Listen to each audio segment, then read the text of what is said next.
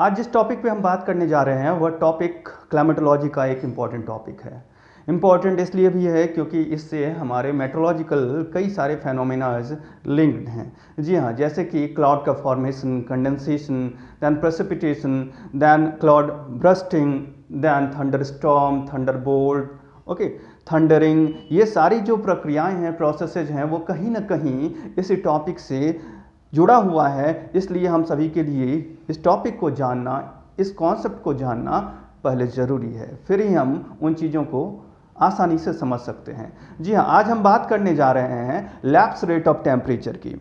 Lapse rate of temperature कहने का यहाँ सीधा सा मतलब है that lapse rate of atmospheric temperature, और इसे जनरली R से सिंबलाइज किया जाता है। तो यहाँ हम समझेंगे कि लैप्स रेट ऑफ टेम्परेचर क्या होता है, इसके कितने प्रकार होते हैं, या फिर ये कैसे एटमॉस्फेरिक स्टेबिलिटी या इनस्टेबिलिटी से जुड़ा हुआ है। पहले चलिए बात करते हैं हम that what is lapse rate of temperature.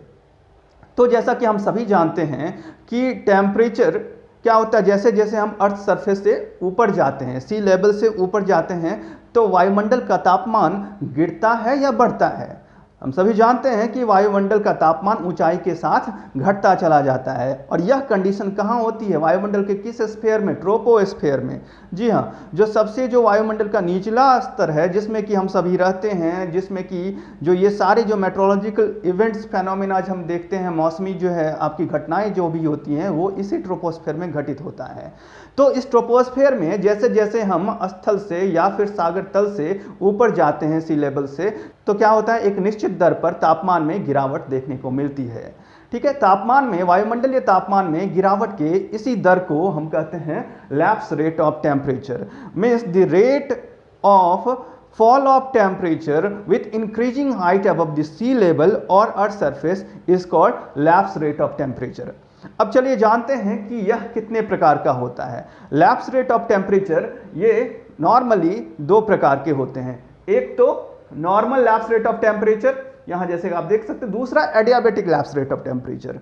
Adiabatic lapse rate of temperature को भी दो भाग में बांटा जा सकता है, dry adiabatic and wet adiabatic और सैचुरेटेड एडियाबेटिक लैप्स रेट। ठीक है, इन सभी को हम जानेंगे। और यहाँ पे मैं बता दूं कि ये एडियाबेटिक लैप्स रेट काफ़ी कॉम्प्लिकेटेड कॉन्सेप्ट है, और इसका यूज आपको कई जगह मिलेगा। खास करके अगर आप ज्योग्राफी के या मेट्रोलॉजिकल साइंस के स्टूडेंट हैं, तो इसे जानना आपके लिए बेहद ही जरूरी है। इस टॉपिक को डील करने से पहले आपको एक सिंपल सा प्रोसेस बताता हूँ, जो आप सभी भी शायद जानते होंगे कि कोई भी किसी भी बॉडी का टेम्परेचर किन चीज़ों से अफेक्टेड होता है। कहने का मतलब है किसी बॉडी का गर्म होना या ठंडा होना, ये किससे रिलेटेड है।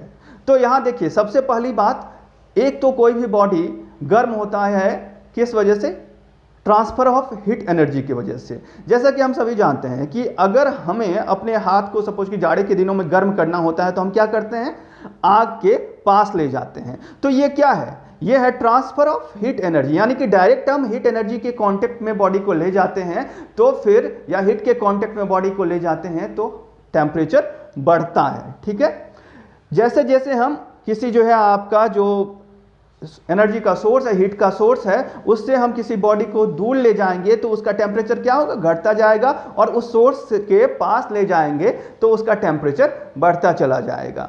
तो यही प्रक्रिया जो है यह सामान्य प्रक्रिया कहलाता है।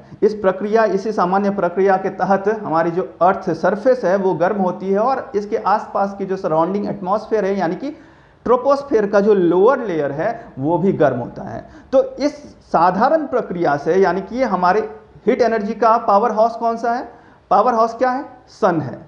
तो सोलर इंसोलेशन से, सन के शॉर्ट वेव रेडिएशन से अर्थ सरफेस गर्म होता है, और फिर इससे वापस निकलने वाले, यानी कि रिफ्लेक्ट होकर अर्थ सरफेस से जो वापस एटमॉस्फेयर रिलीज होता है हीट एनर्जी, जिसको कि हम लॉन्ग वेव रेडिएशन कहते हैं। तो लॉन्ग वेव रेडिएशन से ही हमारी एटमॉस्फेयर क्या होता है, गर्म होता है। और हम सभी जानते हैं कि हमारे एटमॉस्फेयर में जो है कई, यानी कि ट्रोपोस्फेयर में कई सारे गैसेज का मिक्सचर है।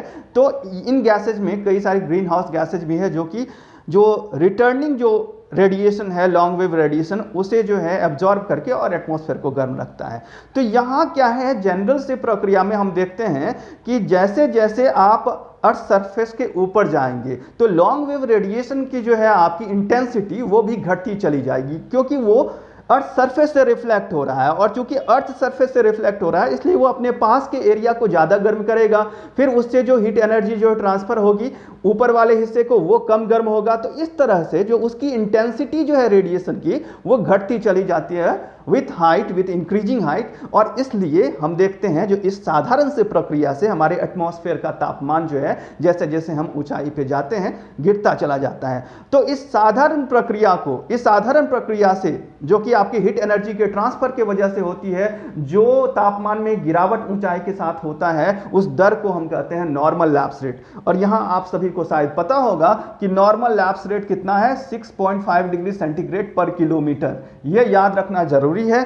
तो नॉर्मल लैप्स रेट इतना है। इसमें जैसा कि मैंने कहा जो एक बहुत ही इसकी खास विशेषता, और इसी आधार पे एडियाबेटिक लैप्स रेट से इसको हम अलग करेंगे कि इसकी खास विशेषता क्या है। यहां पे टेम्परेचर चेंज, ठीक है, टेम्परेचर चेंज होता है जैसे जैसे हम हाइट पे जाते हैं टेम्परेचर घटता है। वो किस कारणवश होता है, विथ एक्सचेंजिंग हीट के कारण। तो नॉर्मल लैप्स रेट में हीट एक्सचेंज होता है, यानी कि हीट का ट्रांसफर होता है एक बॉडी से दूसरे बॉडी में, और इस तरह से हीट की इंटेंसिटी धीरे धीरे कम होती चली जाती है जैसे जैसे ऊंचाई पे जाते हैं। तो इस प्रक्रिया के कारण तापमान में गिरावट आती है, यानी कि यहां पे हीट जो है आपका एक्सचेंज हो रहा है। तो इस वजह से ये एक खास बात यानी कि नॉर्मल लैप्स रेट के साथ ये है, जो टेम्परेचर में चेंज जो हो रहा है वो केवल हो रहा है हीट में जो चेंज हो रहा है, ठीक है, एक्सचेंज रेट में जो हीट के चेंजेस आ रहे हैं उसके वजह से। दूसरी तरफ हम देखते हैं कि आप जाड़े के दिनों में अगर आपके पास आग नहीं है आपके आसपास, तो आप अपने आप को कैसे गर्म करते हैं।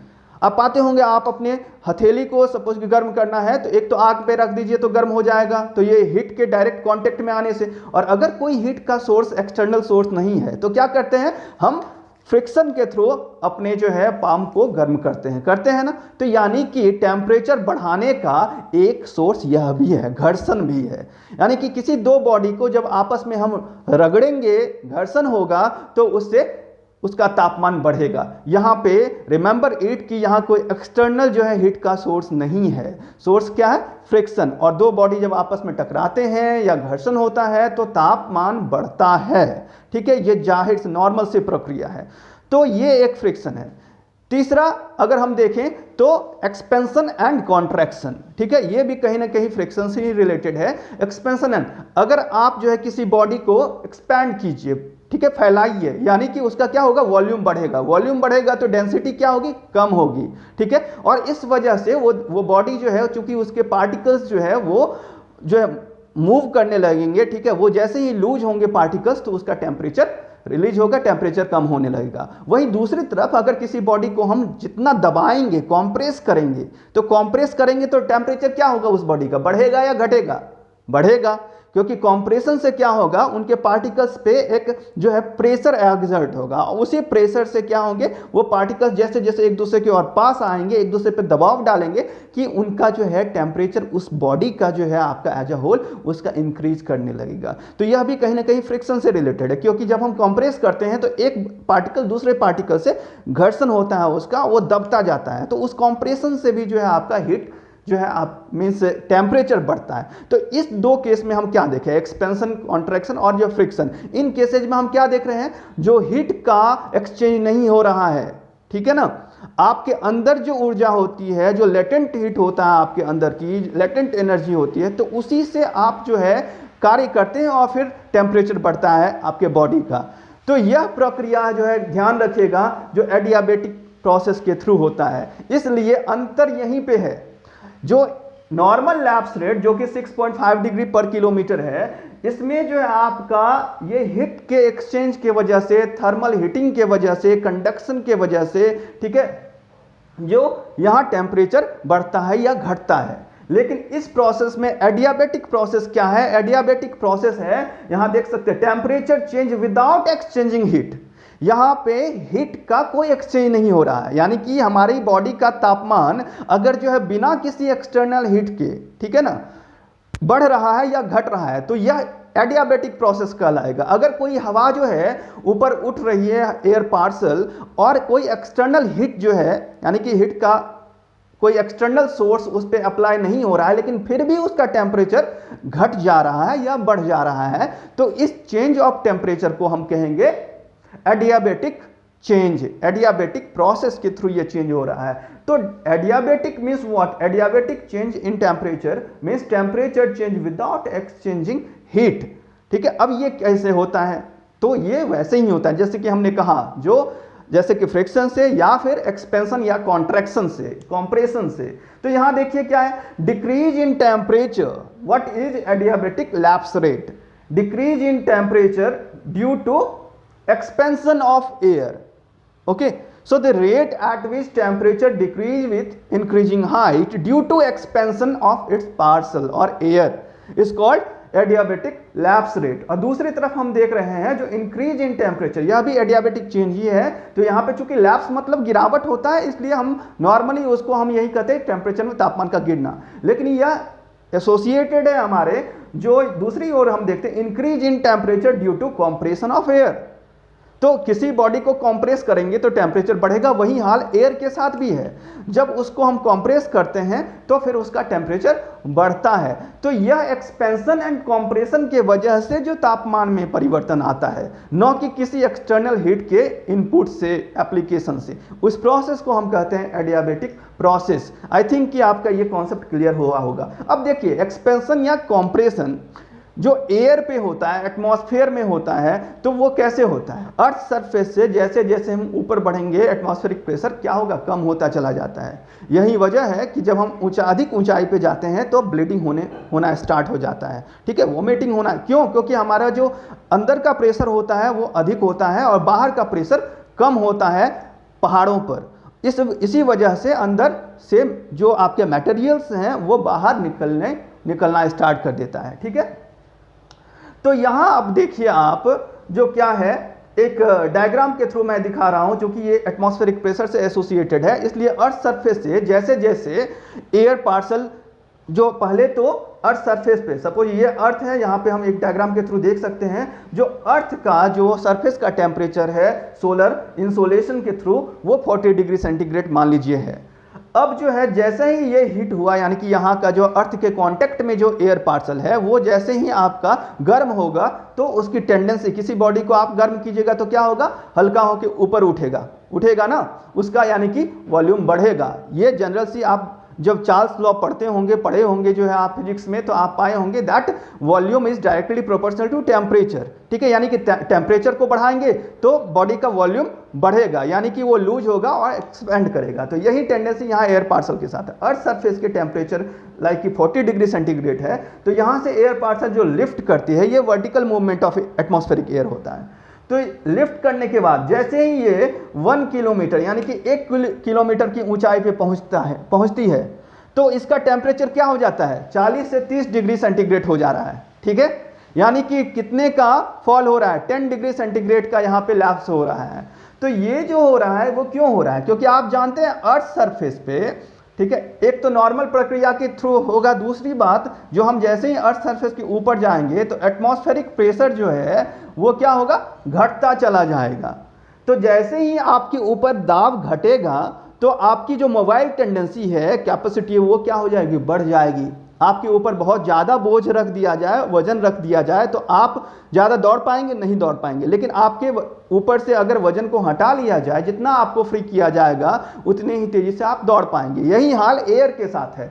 उसके ऊपर जो एयर प्रेशर है, एटमॉस्फेरिक प्रेशर है, वो जितना कम होगा वो उतने ही तेज़ी से वो लिफ्ट करेगा। तो जैसे जैसे ये एयर पार्सल ऊपर उठता है तो एटमॉस्फेरिक प्रेशर भी कम होता चला जाता है, जिसके वजह से यह जो एयर पार्सल है इसका वॉल्यूम बढ़ता चला जाता है। आप देख सकते हैं इसका साइज बढ़ रहा है एयर पार्सल का। तो जब वॉल्यूम बढ़ रहा है तो क्या हो रहा है? एक्सपेंशन हो रहा है। ठीक है, यानी कि एटमॉस्फेरिक प्रेशर कम हो रहा है तो ये एयर पार्सल एक्सपेंड कर रहा है, तो यानी कि इसका वॉल्यूम बढ़ रहा है, यानी कि इसका डेंसिटी घट रहा है। तो आसपास की जो डेंसिटी है, जब इसकी डेंसिटी, इस एयर पार्सल की जो लिफ्टिंग एयर पार्सल, इसकी डेंसिटी आसपास की डेंसिटी से जब कम होगा तो बॉयंसी आप इफेक्ट जानते हैं क्या होगा? जब अगर आपकी डेंसिटी जो है आसपास के बॉडी से कम है तो आप ऊपर की तरफ लिफ्ट करेंगे, आप उस पर तैरेंगे। तो यही हाल इस एयर पार्सल के साथ भी होता है।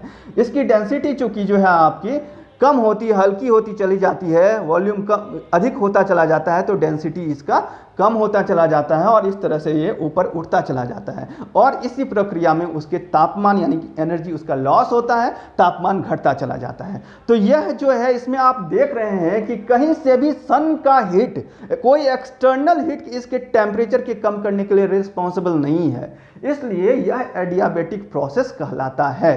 ठीक है, जो कि केवल एक्सपेंशन एंड कॉम्प्रेशन के द्वारा ही होता है। तो आई थिंक ये आपका क्लियर हुआ होगा। यहां पे मैं एक चीज बता दूं आपको, अब देखिए यहां पे decrease in temperature due to decrease in intensity of heat energy.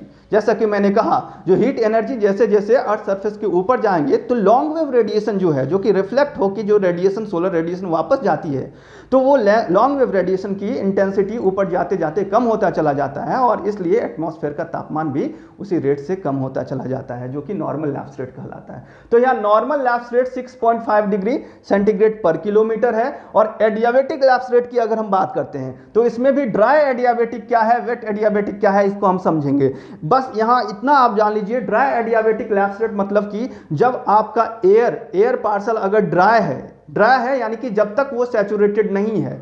Saturated का मतलब क्या होता है, एयर पार्सल या एयर कब सैचुरेट हो जाता है, जब उसकी जो रिलेटिव ह्यूमिडिटी है वो 100% हो जाती है। रिलेटिव ह्यूमिडिटी आप जानते होंगे क्या होता है, रिलेटिव ह्यूमिडिटी वही होता है जो आपके अंदर, यानी कि किसी मान लीजिए बकेट है, उसकी कैपेसिटी 5 लीटर है, लेकिन अगर उसमें एट प्रेजेंट जो है 2.5 लीटर वाटर ही है, तो उसकी जो रिलेटिव ह्यूमिडिटी या रिलेटिव वाटर कंटेंट होगा वो 50% होगा। जैसे जैसे वो आपका पानी उसमें भरते जाएंगे, एक समय ऐसा आएगा जो 80% जो है आपका वाटर भर जाएगा, एक समय ऐसा आएगा जो 5 लीटर पानी आप उसमें डाल दिए, यानी कि उसकी जो कैरिंग कैपेसिटी थी, जब उसको वो उतना कंटेन कर लेता है तब वो 100% मान लिया जाता है। तो इसी तरह एयर को भी आप एक बकेट मान लीजिए और एयर की भी एक सर्टेन टेम्परेचर पे अपनी जो है होल्डिंग कैपेसिटी होती है। तो जिस टेम्परेचर पे एयर अपनी जो है होल्डिंग कैपेसिटी को 100% उसमें मॉइस्चर कंटेन हो जाता है तो एयर सैचुरेट हो जाता है, यानी कि पूरी तरह से वो नम हो जाता है। और इसी कंडीशन में जो डार्क क्लाउड, क्यूमुलस क्लाउड का फॉर्मेशन होता है, क्यूमुलोनिम्बस क्लाउड का, और वैसे में ही अगर उसके बाद और उसमें मॉइस्चर जो है जाने की कोशिश करता है तो स्पिल ओवर होकर नीचे रेनफॉल के रूप में गिरता है। तो ये तो नॉर्मल सी प्रक्रिया, मैंने एक प्रक्रिया बताई। तो यहाँ ड्राई एडियाबेटिक लैप्स रेट जो होता है, जब गर्म हवा, जो एयर पार्सल अगर गर्म होता है तो वो तेजी से ऊपर, यानी कि उसका टेम्परेचर ऊपर जाने पर तेजी से लैप्स होगा, ठीक है, घटेगा। और वहीं अगर एयर पार्सल आपका मॉइस्ट है, सैचुरेटेड है, ठीक है, 100% जो है उसमें रिलेटिव ह्यूमिडिटी है, तो क्या होगा, वो एयर पार्सल जो है ऊपर जाने पर उसकी जो लैप्स रेट है, तापमान के घटने का जो दर है वो कम हो जाता है। ठीक है, ये क्यों होता है आगे हम डायग्राम में देखते हैं। तो यहां देखिए ड्राई एडियाबेटिक लैप्स रेट का इसीलिए जो है ये 10 डिग्री सेंटीग्रेड पर किलोमीटर है। एक्चुअली ये आप कई जगह पाएंगे, एक्चुअल जो इसका जो है आपका फिगर है वो 9.8 डिग्री सेंटीग्रेड पर किलोमीटर है, लेकिन आप एवरेज जो कांस्टेंट वैल्यू इसको मान लिया जाता है 10 डिग्री सेंटीग्रेड पर किलोमीटर। यानी कि ड्राई एयर जब तक सैचुरेटेड नहीं होता है एयर, तब तक वो एटमॉस्फेयर में ऊपर जाने पर हर 1 किलोमीटर पर उसका 10 डिग्री टेम्परेचर घट जाता है। वहीं वेट एयर के साथ ये ठीक हाफ हो जाता है, 5 डिग्री सेंटीग्रेड पर किलोमीटर, कहीं कहीं आप 6 डिग्री सेंटीग्रेड पर किलोमीटर भी पाएंगे। मैं आपको यहाँ बता दूं कि ये दोनों जो है इसका रेंज वेरी करता है। जैसे कि यहाँ पे वेट एडियाबेटिक लैप्स रेट की अगर हम बात करें, ये 4 डिग्री से लेकर 9.8 डिग्री सेंटीग्रेड पर किलोमीटर तक वेरी करता है, लेकिन मेट्रोलॉजिकल जो है आपके प्रेडिक्शन के लिए, उसके एनालिसिस के लिए इन दोनों वैल्यू को कांस्टेंट मान लिया जाता है। ठीक है ना, इनमें किसी भी तरह के चेंजेस नहीं होते, ये कांस्टेंट वैल्यू होता है। तो ये dry adiabatic lapse rate 10 degree centigrade per kilometre और wet adiabatic lapse rate 5 degree centigrade per kilometre. इसको आप याद रखिएगा। कभी कभी एग्जामिनेशन में अगर आपका 5 नहीं हो और अगर ऑप्शन में आपको 6 हो तो 6 भी चलेगा, क्योंकि कई जगह 6 डिग्री भी रखा जाता है वेट एडियाबेटिक लैप्स रेट को। तो ये आपके लिए इंपॉर्टेंट है।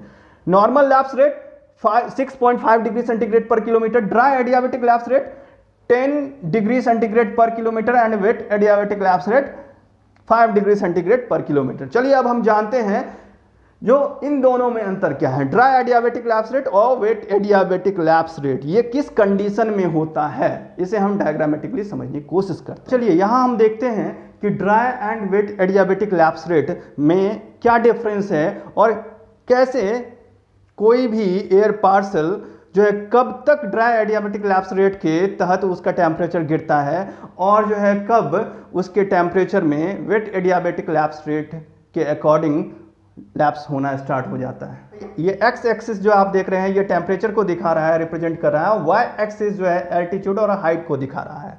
तो यहाँ अगर जो है आपका किसी कंडीशन में, किसी वेदर में जो 40 डिग्री, ठीक है, टेम्परेचर, यहाँ degree temperature in degree centigrade है, अगर अर्थ सरफेस के पास किसी एयर पार्सल का टेम्परेचर 40 डिग्री सेंटीग्रेड है तो वह जो है, और एयर क्या है उस टाइम में जो है एयर में अगर मॉइस्चर कंटेन भी होगा तब भी जो है एयर पूरी तरह से सैचुरेटेड नहीं होगा। तो in case if air is unsaturated और ड्राई, जो कि इनिशियली हर एयर जो है लगभग अगर हम बात करें तो वो अनसैचुरेटेड होता है, ड्राई होता है, अगर हम एक्सट्रीम पोलर कंडीशन की बात छोड़ दे तो, ठीक है। तो यहाँ जो है फिर जब ये ऊपर उठता है अनसैचुरेटेड एयर, मैंने पहले भी बताया था जिसकी की रिलेटिव ह्यूमिडिटी 100% नहीं है, तो ये जैसे ही ऊपर लिफ्ट करता है तो इसमें जो गिरावट आती है, इसके तापमान में गिरावट, वो ड्राई एडियाबेटिक लैप्स रेट के तहत होगा, यानी कि 10 डिग्री सेंटीग्रेड पर किलोमीटर होगा। क्यों? क्योंकि ऊपर जाने पे एटमॉस्फेरिक प्रेशर जो है कम होता जाता है, इसलिए ये तेजी से, और हवा पूरी तरह से सैचुरेटेड भी नहीं है, इसलिए ये तेजी से तापमान जो है इसका वो लूज होता है। और 1 किलोमीटर की ऊंचाई पर जब ये जाता है तो ड्राई एडियाबेटिक लैप्स रेट चूंकि 10 डिग्री सेंटीग्रेड पर किलोमीटर होता है, तो इसका तापमान इसी एयर पार्सल का, जिसका कि सरफेस टेम्परेचर था 40 डिग्री सेंटीग्रेड, वो 1 किलोमीटर के हाइट पे जाने के बाद उसका टेम्परेचर कितना हो जाता है 30 डिग्री सेंटीग्रेड, ठीक है। वही जो है फिर जब जाता है यहाँ 2 किलोमीटर के हाइट पर, तब उसका टेम्परेचर और 10 डिग्री गिर जाता है और ये पहुंच जाता है 20 डिग्री सेंटीग्रेड पे। अब मान लीजिए जो 20 डिग्री सेंटीग्रेड टेम्परेचर पे वह एयर जो है सैचुरेट हो जाता है, ठीक है। तो वहां क्या होगा, एयर जैसे ही सैचुरेट होगा तो क्लाउड का फॉर्मेशन हो जाएगा। क्यों? क्योंकि सैचुरेशन का मतलब क्या है वहां पे कि कंडेंसेशन प्रोसेस स्टार्ट हो जाता है, और आप जानते हैं कि कंडेंसेशन में क्या होता है, वाटर वेपर वाटर ड्रॉपलेट्स में कन्वर्ट हो जाता है। तो आप याद रखिए कि यहाँ कंडेंसेशन, इसी को हम ड्यू पॉइंट भी कहते हैं, जब ये ड्यू पॉइंट पे पहुंच जाता है तो कंडेंसेशन प्रक्रिया स्टार्ट हो जाती है, और इसमें जो एयर के साथ वाटर वेपर होता है वो आपका वाटर ड्रॉपलेट्स में कन्वर्ट होने लगता है और एक डार्क क्लाउड का फॉर्मेशन होता है, ठीक है। तो इसके बाद क्या हो गया, एयर यानी कि सैचुरेटेड हो गया, एयर पूरी तरह से वेट हो गया। अब देखिए कंडेंसेशन के प्रोसेस में जब एयर सैचुरेटेड हो गया तो कंडेंसेशन का जब प्रोसेस होता है तो वाटर वेपर को जब आप वाटर ड्रॉपलेट्स में कन्वर्ट करेंगे तो कुछ उसके लिए, इस कार्य को करने के लिए एनर्जी तो चाहिए। तो यहां कोई एक्सटर्नल एनर्जी तो मिल नहीं रहा है इसको, तो कैसे कन्वर्ट करेगा। तो ये एयर पार्सल जो अपने साथ यहां से जब इस समय यानी कि अर्थ सरफेस पे इसमें वाटर वेपर आया कहां से, इवापोरेशन के थ्रू। इवापोरेशन प्रोसेस में क्या होता है, एक लिक्विड जो है गैस में कन्वर्ट हो जाता है, तो वहां भी एक एनर्जी उसमें खर्च होता है। तो उस हीट एनर्जी को क्या करता है वाटर वेपर अपने साथ कंजर्व कर लेता है, ठीक है ना, अपने साथ छुपा के रख लेता है ताकि रास्ते में इसको खपत करेंगे, ठीक है ना। जिस तरह से हम कहीं घूमने जाते हैं तो अपने साथ कुछ खाने पीने की सामग्री ले जाते हैं, तो ये जो है किसी एयर पार्सल का जो उसकी जो एनर्जी होती है वो उसके डिपेंड करता है उसमें मॉइस्चर कंटेंट कितना है। अगर कोई ड्राई एयर है तो वो पुअरर होगा, यानी कि वो कम शक्तिशाली होगा वेट एयर के अपेक्षा, क्योंकि वेट एयर में यानी कि जिस एयर में वाटर वेपर का परसेंटेज अधिक है उसकी एनर्जी इसलिए अधिक होती है क्योंकि उसमें जो लेटेंट हीट, ठीक है, वो अधिक होता है, ठीक है, क्योंकि हीट को संचित करने के लिए, संरक्षित करने के लिए अपने अंदर कुछ तो चाहिए मटेरियल, ठीक है। तो इसी वजह से वाटर ड्रॉपलेट्स जो है अपने अंदर जो है हीट को छुपा के और फिर वो आगे बढ़ता है। यही वजह है कि जब भी उस एयर पार्सल को जरूरत होती है, एनर्जी उसका लूज होने लगता है, तो वह जो बचा के जो है छिपा के एनर्जी ले जाया गया रहता है एयर पार्सल के द्वारा, वो उसको कंज्यूम करना स्टार्ट करता है। यहाँ लेटेंट हीट को ये अपने ऊपर फिर खर्च करना स्टार्ट कर देता है, यानी कि कंडेंसेशन की प्रक्रिया में क्या होती है, फिर वही बची हुई ऊर्जा जो है उस वाटर वेपर को फिर से वाटर ड्रॉपलेट्स में कन्वर्ट करने में मदद करता है। और इस प्रक्रिया के दौरान, कंडेंसेशन के प्रक्रिया के दौरान आप जानते हैं कि क्या रिलीज होता है, लेटेंट हीट ऑफ कंडेंसेशन, ठीक है। वहीं जो गुप्त ऊष्मा होती है इस प्रोसेस के दौरान रिलीज होता है। जब यहाँ लेटेंट हीट रिलीज होगा इस कार्य को करने के दौरान तो क्या होगा, यहाँ का टेम्परेचर, आसपास का टेम्परेचर क्या होगा, बढ़ जाएगा, ठीक है ना, रिमेंबर इट। तो टेम्परेचर जैसे ही बढ़ेगा तो क्या हुआ, ये जो 10 degree temperature, 10 degree centigrade per kilometre के रेट से यहां तक ये गिर रहा था इसका तापमान, तो यहां क्या सेम रेट से गिरेगा इसके ऊपर जब एयर लिफ्ट करेगी, तो नहीं। क्यों, क्योंकि यहाँ लेटेंट हीट के कारण यहाँ के आसपास का इन्वायरमेंट का टेम्परेचर जो है एटमॉस्फेयर का वो बढ़ गया है। तो जब बढ़ गया है तो सडनली क्या होगा, इसकी जो मीन्स लैप्स रेट थी वो कम हो जाएगी, क्योंकि तापमान ऑलरेडी बढ़ चुका है। तो लैप्स रेट जो है यहाँ पे सपोज कि अगर 20 डिग्री हम मान ले हैं, तो यहाँ के बाद जब 3 किलोमीटर की ऊंचाई पे ये जाएगा तो इसका तापमान 20 से जो है आपका वो 10 डिग्री नहीं हो जाएगा, बल्कि लैप्स रेट घट जाएगा due to release of latent heat, ठीक है। तो इसी वजह से यहाँ के बाद यानी कि after condensation when air gate saturated, उसके बाद एयर का टेम्परेचर और अधिक जाने पर ड्राई एडियाबेटिक लैप्स रेट के अकॉर्डिंग नहीं घटता है, बल्कि वह लैप्स रेट कम हो जाता है और वह लगभग आधा हो जाता है, यानी कि 5 डिग्री सेंटीग्रेड पर किलोमीटर हो जाता है। और इसी लैप्स रेट को हम जब सैचुरेटेड एयर के जो टेम्परेचर में गिरने का दर होता है, इसी को हम कहते हैं वेट एडियाबेटिक लैप्स रेट, ठीक है। तो ये अंतर है dry and wet adiabatic lapse rate में। तो बस आपको इतना माइंड में रखना है, जो ड्राई एडियाबेटिक लैप्स रेट में कंडीशन होगा एयर इज अनसैचुरेटेड और ड्राई, ठीक है। तो ये होता है जब आप लाइक कि ट्रॉपिकल एंड सब ट्रॉपिकल रीजन में जब एयर पार्सल जो है यानी गर्म होकर और सरफेस पे वो ऊपर उठता है, तब वो पूरी तरह से कंप्लीटली सैचुरेटेड नहीं होता है, इसलिए वो 10 डिग्री सेंटीग्रेड पर किलोमीटर के रेट से गिरता है। जैसे ही वो एयर किसी सर्टेन हाइट पे जाने के बाद और एक सर्टेन टेम्परेचर पे जाने के बाद कंडेंस होना स्टार्ट हो जाता है, तो इस कंडेंसेशन प्रक्रिया में जो उसके अंदर की एयर पार्सल का जो लेटेंट हीट होता है वो खर्च होता है और लेटेंट हीट इस प्रक्रिया में रिलीज होगा। लेटेंट हीट वहां जैसे ही रिलीज होगा तो वहां के आसपास का तापमान बढ़ जाएगा, जिसके वजह से जो फर्दर जो है वो एयर पार्सल जब आगे ऊपर बढ़ेगा तो क्या होगा, उसमें गिरावट की दर घट जाएगी, उसके तापमान में गिरावट की दर घट जाएगी। यही होता है फिर वेट एडियाबेटिक लैप्स रेट, ठीक है, जो कि ड्राई एडियाबेटिक लैप्स रेट के ठीक आधा होता है या फिर उससे कम होता है। तो यहाँ आप इस तरह से इस डायग्राम के द्वारा मैंने समझाने की कोशिश किया। आई होप कि आप समझ गए होंगे। अब जो हम आगे बात करेंगे आगे के नेक्स्ट वीडियो में, वो हम बात करेंगे कि इन लैप्स रेट का, ये सारे जो लैप्स रेट, तीनों लैप्स रेट जो आप dry adiabatic, wet adiabatic and normal lapse rate, इन तीनों की क्या भूमिका है एटमॉस्फेरिक कंडीशन को मेंटेन करने के लिए। यानी कि एटमॉस्फेरिक कंडीशन कहने का तात्पर्य है जो स्टेबिलिटी, एटमॉस्फेरिक स्टेबिलिटी या इनस्टेबिलिटी में, यानी कि इनस्टेबिलिटी का मतलब हुआ जब एटमॉस्फेयर तब इनस्टेबल कहलाता है जबकि जैसे कि साइक्लोन आए, ठीक है, आपका तूफान आ जाए, थंडर बोल्ट हो, लाइटनिंग है, तो ये सारे जो मेट्रोलॉजिकल इवेंट्स आपको देखने को मिलते हैं, ये दिखाता है कि एटमॉस्फेयर जो है आपका अनस्टेबल कंडीशन से उस समय गुजर रहा होता है। अगर चीज़ें नॉर्मल हो, ठीक है, कोई मेट्रोलॉजिकल जो है इस तरह के जो है हैजर्ड्स देखने को ना मिले, इवेंट्स देखने को ना मिले, तो फिर आप समझ जाइए जो एटमॉस्फेरिक कंडीशन स्टेबल है। इन दोनों को हम समझें क्यों स्टेबल होता है, क्यों इनस्टेबल होता है, उनके लिए भी ये लैप्स रेट ही जो है आपका में जो रिलेशनशिप है वो रिस्पॉन्सिबल होता है। तो नेक्स्ट वीडियो में आप जरूर से इसे देखिए। Thank you.